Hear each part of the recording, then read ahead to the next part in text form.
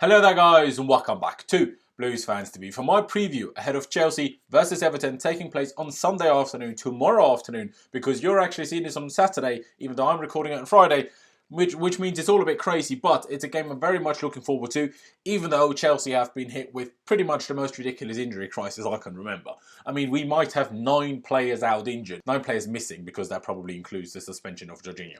So it is all a bit mad. It is all a bit mad. And actually today, I'm going to kind of go back to how I did my previews a little while back. Go into a bit more detail about our opponents, starting it off by speaking on our opponents as well. But before I do that, as you can see on screen, this video is again sponsored by OneFootball. So please go down into the video description and download the OneFootball app via the link that is in that video description. Download the app. It is the best football app out there, so you definitely won't be regretting downloading it.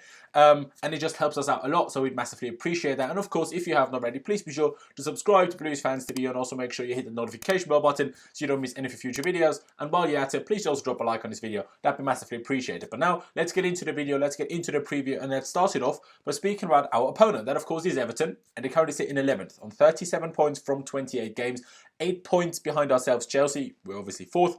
And now looking at their goal scoring and conceding stats is a bit pointless almost because of their manager change in December when they sacked Marco Silva, had Duncan Ferguson in charge for a few games, including their win over us, brilliant, and then appointed Carlo Ancelotti. But just to quickly mention it, in a goal difference of minus 7, scoring 37. No, sorry, goal difference of minus 5, scoring 37 and conceding 42. But since Carlo took over, Everton are a completely different beast to what they were before that. Winning 5, drawing 3, but also losing just 3 games. And one of those losses was in the FA Cup as well. So, you know, the 2 league losses were against Man City and Arsenal. But getting into their tactics, because it is quite interesting, and also just it's interesting to see Carlo back, I guess. So tactically, they set up in a 4-4-2 formation for the most part. But not a Brexit, you know, is Brexit Old English 4-4-2, you know, not like that at all. No, a fascinating Italian kind of 4-4-2. Richarlison playing up front next to Calvert-Lewin and kind of a front 2, but Richarlison isn't really an out-and-out second striker, an out-and-out striker like Calvert-Lewin is, but he's also not dropping deep like he's kind of a number 10 either. In their system, Richarlison has a lot of freedom to move around when they're in possession and is, in my opinion, the most dangerous and also best player, even though he scored a couple goals less than Calvert-Lewin has. But general ability and general danger-wise, I think he's the one that stands out. In their attacking play, the fullbacks also attack quite a lot. Digne usually on the left, going quite long down the touchline to cross the ball, while the right back usually comes a bit shorter to allow Walker to run down the wing and run down the line, while the 2 centre mids, you know, kind of have 2 very different roles to each other. One of them is usually allowed to push up the pitch to almost kind of a number 10 role, while the other one will move more centrally and sit deep, almost between the centre-backs, creating a back 3 kind of when they really are on the front foot. And then off the ball, they're pretty disciplined. They're pretty disciplined in sticking into that 4-4-2 formation. Calvert-Lewin, but, you know, quite a lot of their players, you know, just pressing from the front. You know, Richarlison kind of just looking, where do I need to go, left, right, while Calvert-Lewin just tries to press as the front man. The fullbacks are very aggressive in pushing up to press and attack as well when, you know, defending, if that makes sense. And then midfielders kind of just like go where they're needed. You know, if someone's needed on the right CM will move out right. If it's coming down the middle, they will of course stay. But if they do employ their usual rather aggressive defensive system, we can most certainly, you know, exploit that. As long as our midfielders pass the ball quickly while moving up the pitch, ideally in triangles, and we don't lose the ball while trying to do so, we can get beyond their line of pressing. And once we have done that, we should find quite a lot of space and just 2 or 3 more players between ourselves and, you know, the Everton goal. So, you know, if we manage to just pass their pressing line, you know, there is quite a lot of space to usually exploit. Whether they will actually try to do that as aggressively as Stamford Bridge, we'll have to wait and see. The other problem is that they can also expose us. Having quite a lot of fast players in attack, especially Calvert-Lewin, Richarlison, Walcott, Bernard, you know, and a couple of others as well. They are very good on the break, and if anything, struggle a bit more when they have to build attacks from the back.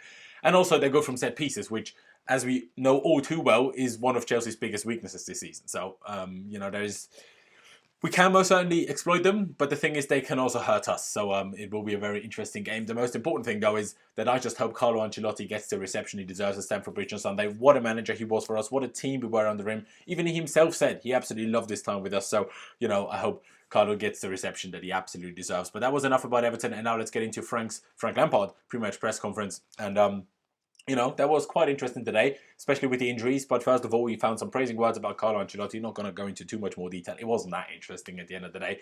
Olivier Giroud actually gave an interview a couple of days ago that after the whole January transfer debacle, he now would actually quite like to extend his stay at Chelsea.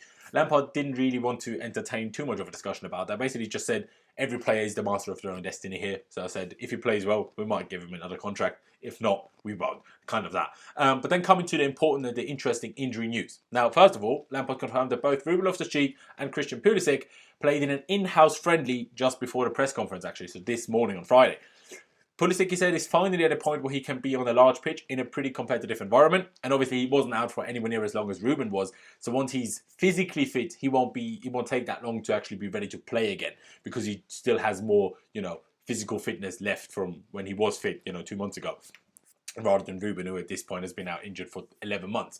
Lampard didn't actually confirm or deny, but seeing as 2 days before the game, rather than training with the group, Ruben played in that friendly, even if it was just for 45 minutes, you'd assume that he won't be part of the squad on Sunday. Could be wrong, but that's just what I'm assuming, because if he is going to be part of the squad, surely he should be preparing for the Everton game with the rest of the squad, because there was a training session for the first team in the morning when that friendly game seemingly took place. On Tammy Abraham, the boss said that he isn't training, but, isn't training yet at least, but will definitely be fit by the end of the month. From the sounds of it, likely quite a bit beforehand. And then the worst news of the day, is that Hudson-Odoi had a re-injury to his hamstring yesterday. The news broke yesterday already by some journalists.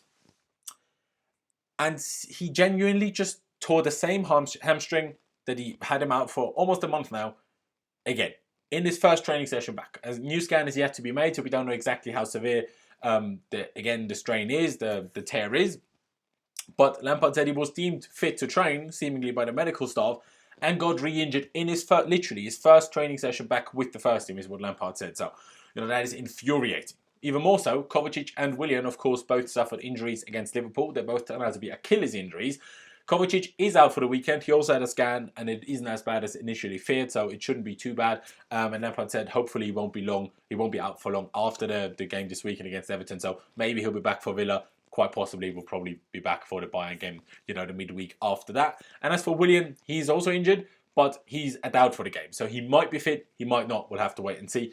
And then lastly, there was no update on N'Golo Kante, but he's still out, and that was then really it from the press conference. And now let's just talk about this whole injury situation, because there's hardly anything to talk about when it comes to this lineup today, because everyone's bloody injured, especially midfield. We don't even know how to spell bloody midfield anymore. I mean, Jorginho is suspended, Kovacic is injured, Kante is injured. We don't even have 3 proper midfielders anymore, because we kind of have to play Mason Mount on the wing as well, unless, Lampard comes out and starts Tino Anjorin on the wing. Mount has to play on the wing, and then we don't even have 3 midfielders. So it's a serious problem at this point. We just have to question the whole fitness situation here, all of the injuries. Like, what on earth is it? Hudson-Odoi is deemed fit, and then he gets injured in his first problem back, the same hamstring that he had injured before. You can't just tell me we're just getting unlucky here. Something is going badly wrong here. The medical staff needs to be seriously reviewed here. Quite possibly the fitness staff as well. And in my opinion, well, definitely not being the main problem by any means, Lampard, as the boss of all of these departments, also has to take some of the blame, in my opinion. I'm not saying even the training sessions are too tough or we should only train once a day or something, but he's in charge of everything, right? He is the boss. Okay, he's not in boss of Marino Granovskaya, but everything that happens at Cobham, he's kind of in charge of. And I know he has a team around him, but he, should have people in those teams that are capable. And seemingly, some of these people at the moment aren't capable, because I don't believe that we're just getting unlucky anymore. We've had way too many injuries and way too many muscle injuries as well to just get unlucky. But getting into the team that, in my opinion, should play on Sunday against Everton, because I find it impossible to predict what Lampard is going to pick.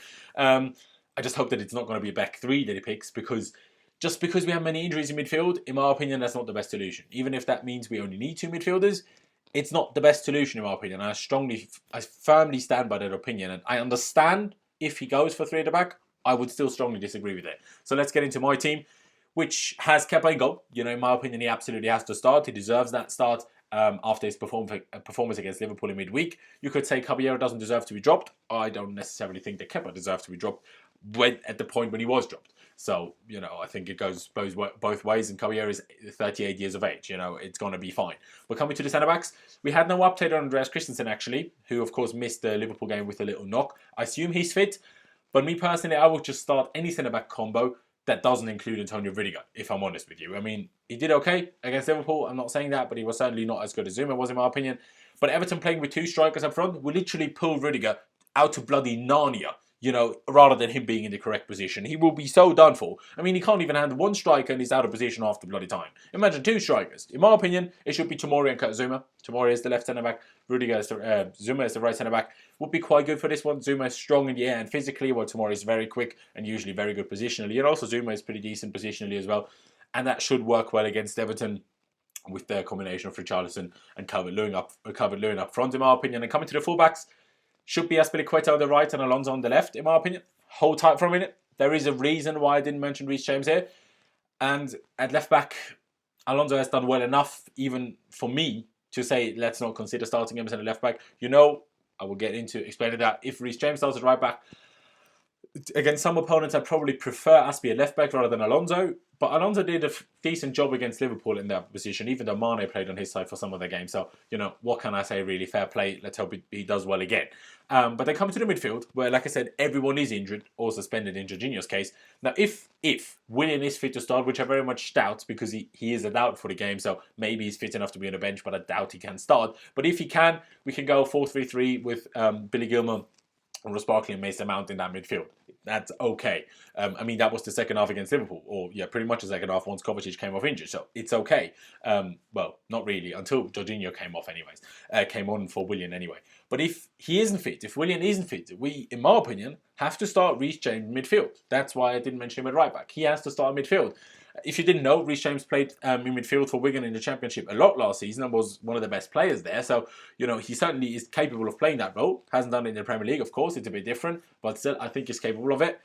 Now, either we play a 4-2-3-1 with him and Billy Gilmour as the double pivot and Barkley in front of them, or my personal preference, Billy Gilmour is the deepest, Reece James is right, means he can still cross the ball at times, you know, from the right, even though he's not playing right back, which, in my opinion, makes him be a little bit more useful than just be part of the double pivot. And then Barkley on the left of the 3 in a proper 4-3-3 formation. And then obviously you have the front 3 where you have no other options, unless, again, we start Tino Andrin, of Mason Mount on the left, Pedro on the right, and Olivier Giroud up front, because Batshuayi just no, and everyone else is injured. It's as simple as that. Everyone else is injured.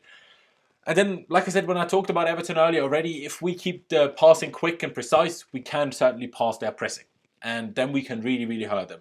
But can I expect that midfield without Jorginho, without Kovacic, without Kante? Can I really expect it from a midfield without all of them 3? I know Billy and Reece can do it. They're most certainly capable of it. But would it be harsh to expect it from them? Possibly so. Let's just hope they can once again prove how good they really are. And, you know, make us for the next game, if people are still out injured and stuff, make us be allowed to expect it, if that makes sense. And then once we get beyond Everton's press, we need to play it smart. No rash decisions. And most importantly, good bloody movement into the box. And then having the head up to know if a teammate is in a better position to score than yourself. And then obviously also complete that pass / that cross. Because there is space. We just need to get people into the box. We need to get people toward the far post, which we never ever do. And I'm still hoping one day it's going to happen. Once Pulisic is back, it will happen more. Once even Hudson-Odoi is back, it will happen more. But until then, I'm just hoping and praying that it starts happening, because it's tough. It's tough. But we also have to be careful of losing the ball in midfield when we try to pass their press and then getting hit on the counter ourselves, because we're not very good at defending the counter-attack, and Everton are very good at counter-attacking from those areas. So we have to be careful, as well as set pieces, which I mentioned earlier already. And then, just to finish it off, really, I'm not going to give a score prediction today, because I think it's almost kind of unjust on Lampard and the team to expect any sort of result when you have 9 players missing. But still, I believe we can get the 3 points. I firmly believe that we can do it. I think that Billy Gilmour and Reece James are brilliant players. I think that Reece James in midfield is a brilliant player as well. And I think Barkley, if you want to score another, solo goal, you did it against Liverpool, do it against your, boyhood club Everton as well. If you want to do that, that'd be massively appreciated, mate, Ross. That'd be massively appreciated. Let's just hope the lads do it and get the 3 points tomorrow / on Sunday. That'd be absolutely brilliant. That'd be absolutely brilliant. But guys, I'm going to leave it here. Like I said in the beginning, and as you can see on screen, of course, this video was again sponsored by OneFootball, so thank you to them.